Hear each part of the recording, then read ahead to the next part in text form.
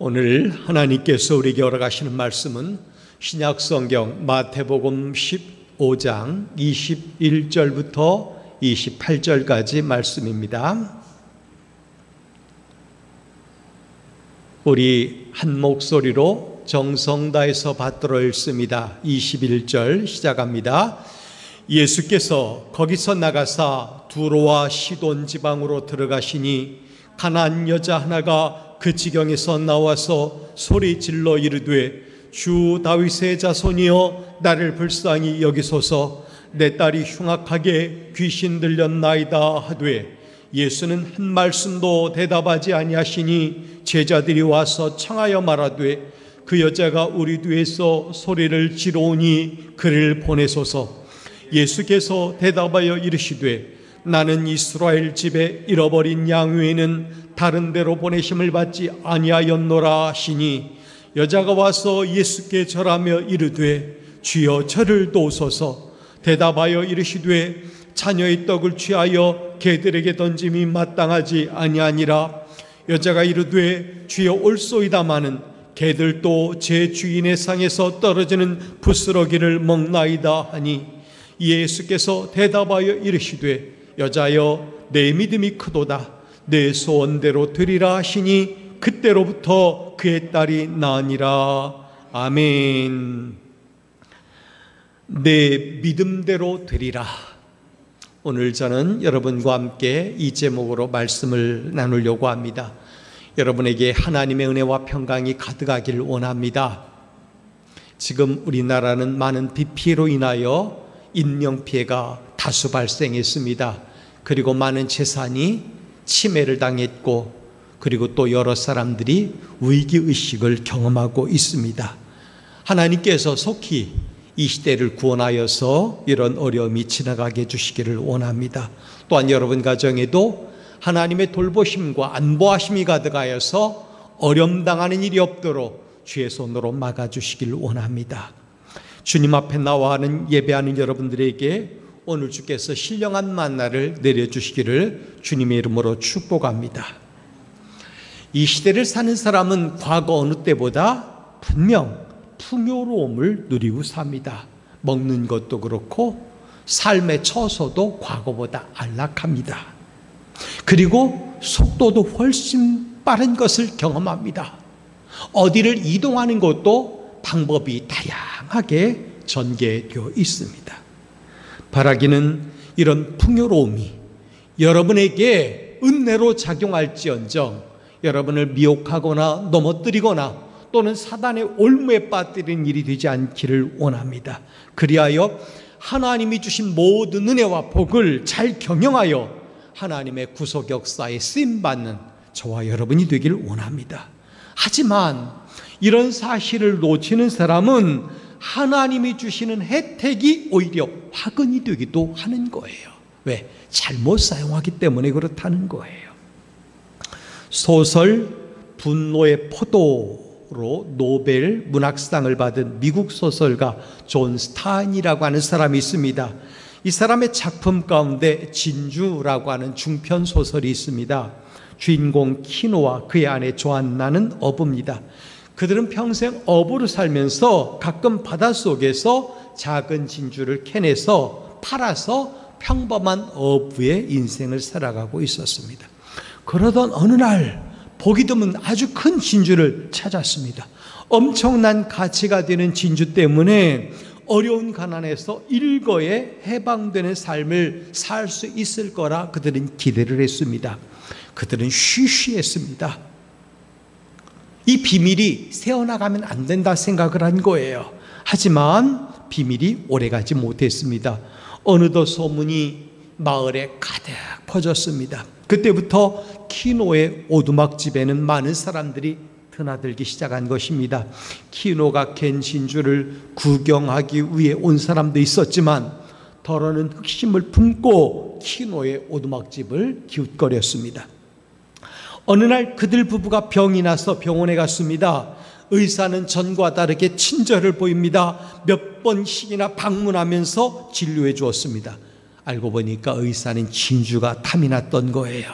그래서 병을 낫게 하는 것이 아니라 병이 오히려 오래가도록 처방을 해준 거예요. 뿐만 아니라 진주 장사들은 키노 부부가 가진 진주를 헐값에 팔게 하려고 온갖 농간을 다 부리며 다가옵니다. 이들은 오두막집에 폭력배를 보내서 심지어 협박까지 합니다. 어느 날 밤중에 강도가 들어와 격투를 벌이기도 했습니다. 평안하던 오두막집이 순식간에 공포의 집으로 변하고 만 거예요. 키노와 그의 아내 조안나는 날마다 불안과 공포에 떨며 살았습니다. 진주를 발견했을 때는 장밋빛에 물들었는데 행복을 가져다 줄 줄 알았는데 그 진주가 오히려 그들의 마음을 불편하게 하고 생활을 괴롭게 하고 고달프게 만드는 원인이라는 걸 알게 된 거예요. 키노 부부는 더 이상 견딜 수가 없었습니다. 그래서 그 귀한 진주를 깊은 바다에 빠뜨리고 던져버리고 돌아왔습니다. 진주가 불행의 씨앗이라는 것을 알았기 때문입니다. 때로는 가장 귀하다고 여기는 것들 때문에 하늘문이 막히는 경험을 하는 사람들이 굉장히 많아요. 그것 때문에 예배의 자리에 가지 못하고 그것을 누리는 바람에 기도의 시간을 놓쳐버리고 그것을 누리려다 보니까 거스르는 말씀을 일부러 지워버리고 살아가는 사람들이 얼마나 많은지 몰라요. 가장 사랑하는 것 때문에 교제가 막히는 경우가 많아요.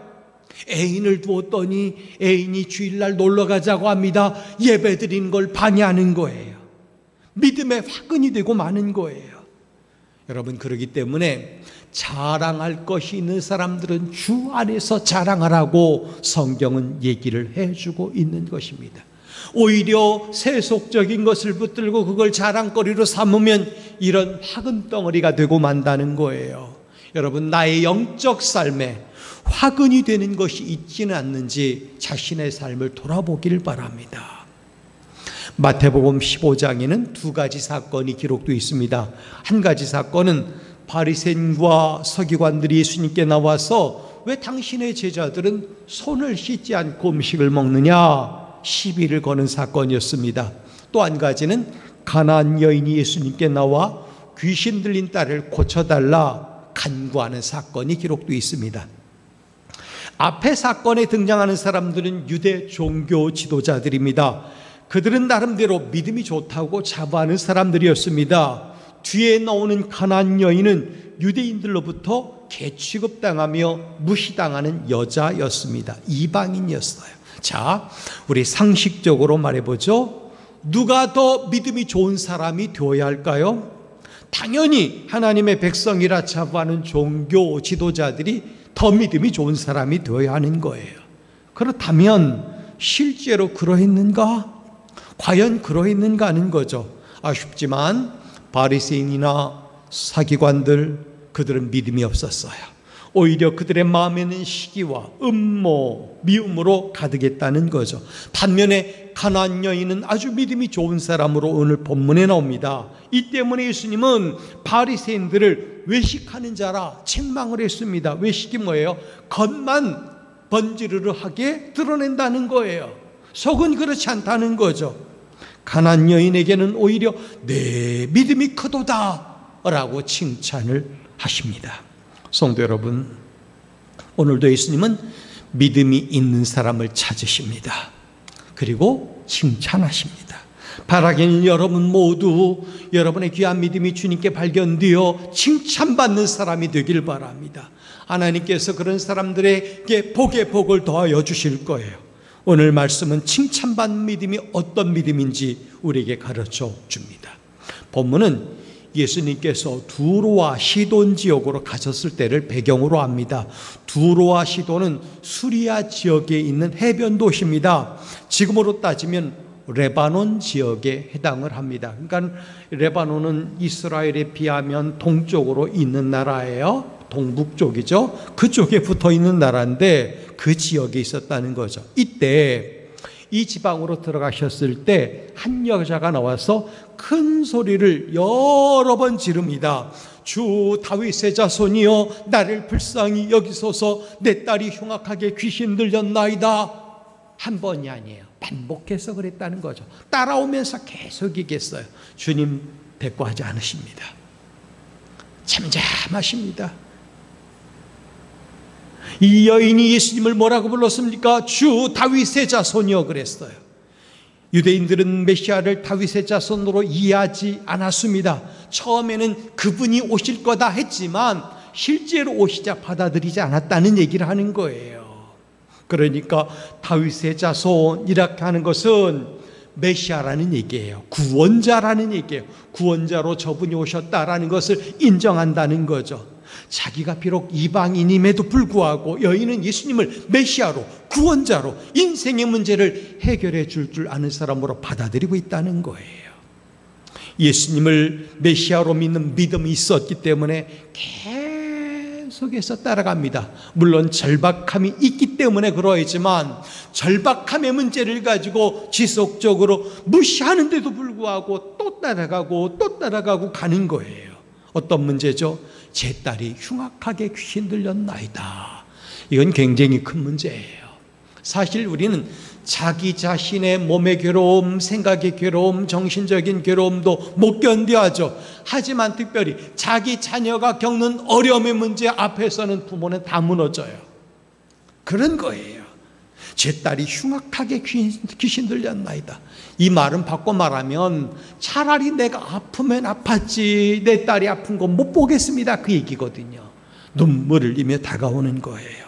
여러분, 이 문제가 우리가 속한 가정에서 만들어졌다고 생각해 보시기 바랍니다. 어쩌면 쉬쉬하고 나중에 고침받아도 딸이 결혼 못할까, 남들에게 소문나면 우리 집 아이가 온전하지 못할까 걱정하면서 덮으려고 했을지도 몰라요. 사회적 오명거리기 때문에 더 비참했는지도 몰라요. 사회적 오명은 가난보다도 질병보다도 더 무섭기 때문에 그런 거예요. 게다가 다른 문제도 아니고 자기 딸이에요. 흉악한 귀신이 들렸다는 거예요. 이 딸이 몇 살인지는 잘 모르겠죠? 혼계차 나가시라면 무슨 생각이 먼저 들까요? 자식이 결혼도 못하는 거 아니야? 요즘은 선택적 비혼주의자들이 늘어납니다마는 그 시대는 그런 게 아니잖아요. 무조건 가야 돼요. 다 그게 인생의 코스였어요. 그런 사람의 앞길이 딱 막히는 게 그런 질병에 노출되어 있었다, 더군다나 귀신 들렸었다, 그러면 혼사길이 막히는 거 아니에요? 그러니 무서워서 쉬쉬하고 숨겼을 겁니다. 그런데 여인은 예수님을 메시아로 믿었고 자기 인생의 문제를 해결해 줄 아는 분으로 믿었기 때문에 용기를 가지고 숨기지 아니하고 오히려 노출시키며 주님의 앞에 가지고 나왔던 거예요. 이쯤 되면 예수님께서도 긍정적으로 반응이야 옳았어요. 와, 나를 메시아라고? 이방인 여자가? 그것도 자기 딸의 어려움을 노출시키면서 그래 데리고 와, 이렇게 말씀하셔야 되는데 몇 번이나 그렇게 소리 지르는데도 침묵하고 계시는 거예요. 오죽하면 제자들이 예수님, 저 여자가 시끄럽게 합니다, 차라리 돌려보내시죠, 이렇게까지 얘기를 한 거예요. 한 말씀도 대답지 아니하셨다고 23절에 얘기를 하는 거예요. 오히려 냉정함을 보인 거죠. 그러니 여인의 마음이 얼마나 힘들었겠습니까? 한 번 거절당할 수 있죠. 두 번, 세 번 거절당할 수 있죠. 그 이상은 나도 못 참아. 그런 것이 사람들의 마음이에요. 그런데 이 여인은 끝까지 예수님을 신뢰했습니다. 포기하지 않고 계속해서 뒤를 따라가면서 소리를 지릅니다. 다윗의 자손 예수여, 나를 불쌍히 여기십시오. 제 딸이 귀신 들려 죽어가고 있습니다 라는 거예요. 이때 제자들에게 예수님이 뭐라고 하죠? 나는 이스라엘 집에 잃어버린 양 외에는 다른 데로 보냄을 받지 아니하였노라. 얼핏 보면 분명한 거절이에요. 나는 이방 여자 신경 쓸 필요가 없다, 내 알 바 아니다, 상관없다, 이 얘기예요. 하지만 예수님의 이 표현은 예수님답지 않은 거예요. 바로 앞에 우리가 잘 아는 오병이어 사건이 있었고 많은 병자를 고친 사건이 있었습니다. 근데 지금 예수님은 한 생명이 귀신 들려 죽어가고 있는데 내 백성 남의 백성 가르면서 돌보지 않는다. 이건 예수님답지 않은 거라는 거죠. 그러니 우리는 이 말씀이 예수님의 본심이 아니라는 걸 알아야 되는 거예요. 여러분, 우리가 믿는 예수님은 우리를 단 한 번도 거절하는 분이 아니에요. 거절하지 아니하시는 하나님. 표면적으로 드러난 일로 보면 우리 분명 하나님의 본심을 오해할 수 있습니다. 드러난 상황을 보면 왜 그렇게 응답이 더뎌? 왜 그렇게 돌보심 역사가 느려? 나를 버리신 건 아니야, 내게서 멀어지신 건 아니야 생각할 수 있겠지만 상황을 보면 그렇다는 거죠. 그러나 우리는 주님의 본심을 붙들어야 돼요. 본심, 그건 뭐죠? 단 한 번도 버리지 아니하시는 하나님. 그건 거절이 아니라 오히려 나를 떠보시고 나를 시험하시는 예수님의 시험이다라는 걸 알기 때문에 이 여인은 너무나 잘하고 있는 거예요. 포기하지 않았기 때문이죠. 25절에 이 여자가 왔습니다. 예수님께 절합니다. 말씀합니다. 주여, 저를 도우십시오. 절까지 하면서 예수님께 도움을 구합니다. 그런데 예수님 또 말씀하십니다. 26절에 자녀의 떡을 취하여 개들에게 던짐이 마땅하지 아니하니라 그랬어요. 두 가지죠. 엄연한 거절, 그것도 개 취급하면서 모멸감을 주셨어요. 정말 예수님답지 않은 태도를 보이시는 거예요. 성도 여러분, 한 인생을 개 취급하시는 것은 예수님답지가 않아요. 예수님 스타일이 아니에요. 예수님의 본심에 걸맞지 않는다는 거죠. 그러니 진짜 다른 무엇이 있다는 걸 금세 알아야 되는 거예요. 솔직히 우리는 하나님의 은혜를 받을 자격이 없는 사람들입니다. 이 사실을 인지한 바울은 모든 사람이 죄를 범하였다라고 선고를 합니다. 뿐만 아니라 다 치우쳐 함께 무익한 자가 되었다. 선을 행하는 자도 없다. 하나도 없다라고 선고를 합니다. 그러므로 우리는 죄에 관하여 모두가 동일한 죄인이지 누가 더 고상하고 누가 더 열등하고 그런 나눔이 별로 없어요. 그 누구도 우리의 본연의 모습을 가지고는 감히 거룩하신 하나님 앞에 설 수가 없다는 것입니다. 그러니 개 취급을 하셨다면 그것은 우리가 얼마나 은혜 받을 자격이 없는 죄인인지를 깨달아 아는 시간으로 삼아야 된다는 거죠. 자신을 뼛속서부터 성찰해야 옳았다는 거예요. 그런데 만약에 그런 말을 들으면 가지껏 그만두세요, 내 더러워서, 그러면서 뛰쳐나갈지도 몰라요. 사람들은 교만하기 짝이 없었던 한 사내가 있었습니다. 그는 자기 자신을 일컬어서 나는 유대인 중에 유대인이요, 가말리엘의 문화에서 엄한 율법 교육을 받은 사람이요, 누구보다도 하나님에 대하여 열심히 있는 사람이다 라고 자신을 드러냅니다. 대단한 자부심을 가지고 청춘을 보냈습니다. 그 사내는 자신을 율법의 열심 안에서 머물게 하겠다고 결심도 했고 그렇게 살려고 했었습니다. 그래서 예수를 믿는 사람을 핍박하고 잡아 가두려고 먼 곳까지 공문서를 받아가지고 가는 거예요. 그러다가 다메섹으로 가는 길에서 예수님을 만납니다. 이 사내는 그때 자신을 뼛속서부터 깊이 성찰하고 들추어냅니다. 어떻게 들추어냈습니까? 나는 죄인 중에 괴수입니다. 나는 만삭 변하지 못한 자와 같습니다. 나는 여러 사도 중에 가장 작은 자에 불과합니다. 뼛속서부터 자신을 성찰하고 나니 자라고 하는 껍질을 깨뜨려 버릴 수 있었어요. 낮아지고 겸손해질 수 있게 된 거예요. 비로소 그 사내는 주님의 은혜를 구하게 되었고 주님이 주시는 만극하는 종을 경험하게 된 거예요. 본문에 나오는 여인도 예수님의 말씀에 자신을 뼛속까지 성찰합니다. 27절을 보면 여인이 말합니다. 주여 그렇습니다 그랬어요. 주여 그렇습니다. Yes, Lord라고 영어 성경은 번역을 하고 있어요.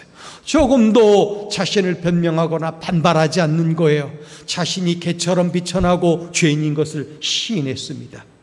성도 여러분, 진짜 은혜를 경험하기 원한다면 저나 여러분도 이 여인처럼 뼛속까지 자신을 성찰해야 하는 거예요.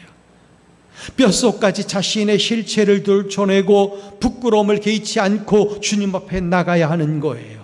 우리도 주님으로부터 침묵함을 당할지 몰라요.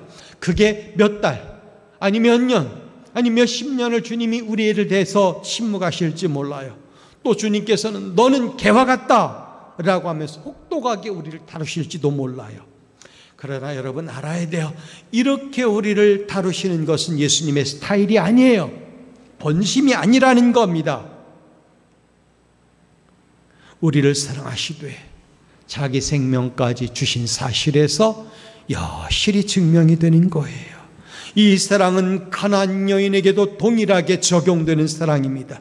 이 사랑은 전 인류에게도 동일하게 적용되는 사랑입니다. 그러니 침묵도 거북한 말씀도 주님의 사랑입니다. 무시당하는 느낌도 괴 취급하시는 것도 주님의 사랑입니다. 왜냐하면 예수님은 이 여인도 주인의 상에서 떨어지는 그 음식을 먹게 하고 싶었기 때문에 그런 거예요. 물론 우리 주님 부스러기 주시는 분 아니에요. 가장 좋은 곳으로 골라주시는 분이 주님이에요. 그게 예수님의 스타일이고 주님의 본성이에요. 이런 스타일은 성부 하나님에게서도 발견할 수 있습니다. 하나님은 이스라엘을 광야로 불러 혹독하게 훈련시키십니다. 그 이유가 뭐죠? 약속의 땅을 주시려고, 거룩한 백성으로 만드시려고, 거기서 하나님이 주시는 복과 명성을 받아 누리게 하려고 그렇게 혹독하게 다루시는 거예요. 그렇게 다루신 이후에 하나님의 대행자로 삼기 위함이었다는 거예요. 하나님의 대행자. 예수님은 여인과 주인의 상을 나누고 싶으셨습니다. 즉 자녀인 자가 떡을 먹을 수 있도록 하는 그 상에 이 여인도 초대하고 싶었던 거예요. 감히 그 상에 앉아 먹을 자격은 없지만, 이방인으로서 그런 자격은 없지만, 그럼에도 불구하고 주님은 먹게 하고 싶었던 거예요. 이 여인은 떡이 아닌 부스러기를 구합니다. 그렇습니다. 주님, 저도 자녀처럼 주님의 상에 함께 앉아 먹고 싶지만, 분명 그렇지만 제가 어찌 감히 주인이신 주님의 상에 앉아 먹을 수 있겠습니까? 그러나 주님, 개들도 주인의 상에서 떨어지는 부스러기를 먹지 않습니까? 그러니 주님, 저는 그 부스러기만이라도 좋으니, 그것만으로도 충분하니 그것만이라도 먹게 해주십시오. 그거예요.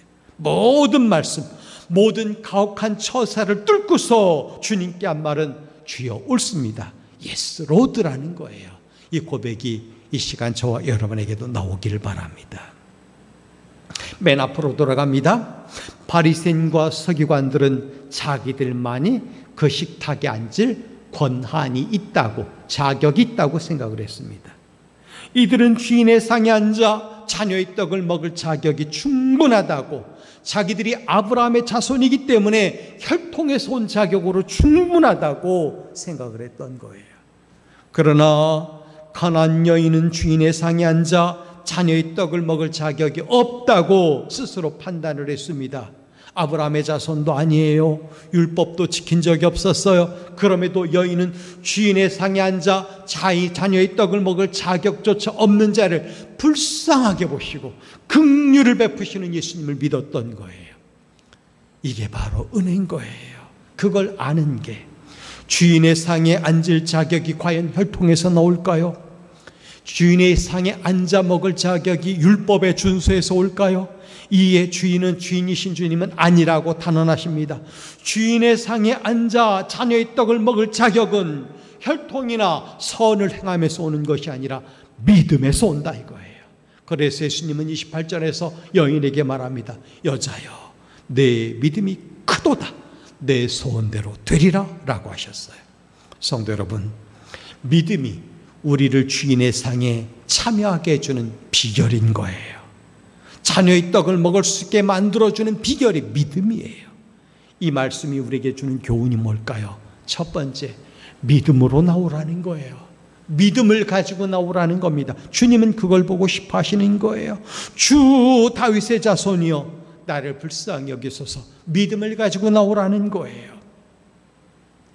물론 딸이 겪는 고통이 주님을 바라보게 했지만, 그것은 바꿔 말하면 우리가 겪는 고통도 주님을 바라보게 하실 수 있다는 거예요. 가정하고 하는 말이지만 만일 이 여인이 아무런 문제 없이 즐겁고 단란했고 그리고 피곤함이 인생 가운데 없었다면 주님 바라봤겠습니까? 그러지 못했을 거예요. 괴로우니, 힘들었으니, 눈물이 나오니, 더군다나 자녀의 문제로 인하여 궁지에 몰렸으니 주님을 바라본 거예요. 여러분, 때로는 어려움거리가 더 주님을 붙드는 비결이 되는 거예요. 그때 믿음을 가지고 인생의 문제를 가지고 주님께 나가는 저와 여러분이 되길 바랍니다. 두 번째는 시험을 통과해야 돼요. 시험을 통과해야 돼요. 우리는 가나안 여인의 간청과 주님의 응답 사이에, 대처 사이에 흐르는 긴장관계, 이걸 잘 봐야 돼요. 근데 그 긴장을 흐르게 만드는 주님의 그 성품 속에 들어있는 본심은 그게 아니라는 거죠. 그러니 표면적인 것에 함몰되지 마시고 주님의 본심에 주목할 수 있게 되길 바랍니다. 하나님도 우리에 대해서 한마디도 대답하지 아니하실 수 있어요. 또 때로 자녀의 떡을 취하여 개들에게 던짐이 마땅하지 않다고 핍박하실 수도 있어요.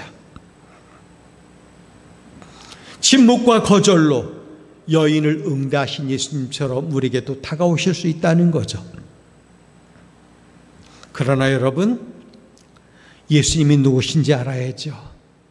수가성의 여인을 상대로 복음을 전하셨던 예수님, 그 말은 바꿔 말하면 이방인도 가리지 아니하시는 주님이라는 뜻이에요.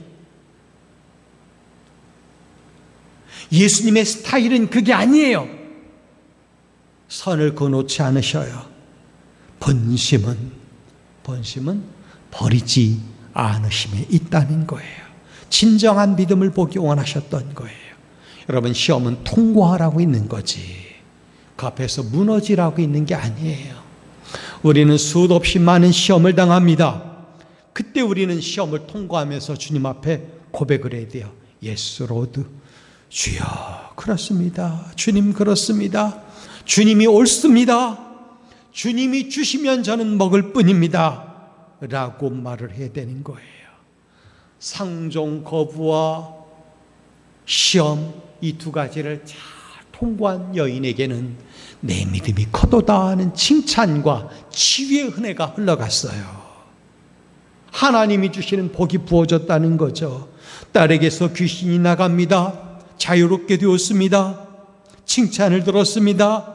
이스라엘 사람도 듣지 못한 칭찬을 이 여인이 들은 거예요.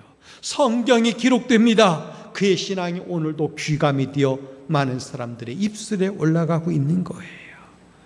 여러분, 주님은 오늘도 우리를 주인의 상에 참여하는 은혜를 입혀주시기 원하시는 분이에요. 모쪼록 믿음으로 주님 앞에 나오되 시험을 뚫고 나와서 죄상에 앉아 주님과 함께 떡을 먹는 존귀한 죄 백성들이 되기를 바랍니다. 이미 우리는 천국에서 그 상을 경험하도록 약속이 되어 있어요. 이 완벽한 은혜는 천국에서 누리게 될 거예요. 그 과정까지 얼마가 남았는지 우리는 알지 못하지만 매 순간순간마다 Yes, Lord, 주여 옳습니다 라고 믿음으로 고백하며 시험을 가지고 주님 앞에 나가는 저나 여러분이 되면 주께서 귀하디 귀한 백성으로 죄상에 늘 머물러 떡을 먹게 해주시리라 믿습니다. 그런 은혜를 가지고 날마다 기쁨으로 감사함으로 살아가는 주의 존귀한 자녀들 되기를 주님의 이름으로 축복합니다. 기도하겠습니다. 자비로우신 아버지, 감사합니다. 자격 없는 우리지만 주님과 나눌 달콤하고 완전한 사귐을 기대해 봅니다. 그 전까지 주님의 본심에, 주님의 완전한 스타일에 저희들 집중하고 바라보는 믿음을 갖게 하여 주옵소서. 잠시의 거절감 또는 인생 앞에 놓인 여러 가지 시험, 그 앞에서 무너지지 않게 하여 주옵소서. 그리하여 주님을 다시 기다리며 거룩한 주님의 교회로 온전히 지어져가는 주의 존귀한 자녀들 되게 하여 주옵소서. 예수님의 이름으로 기도하옵나이다. 아멘.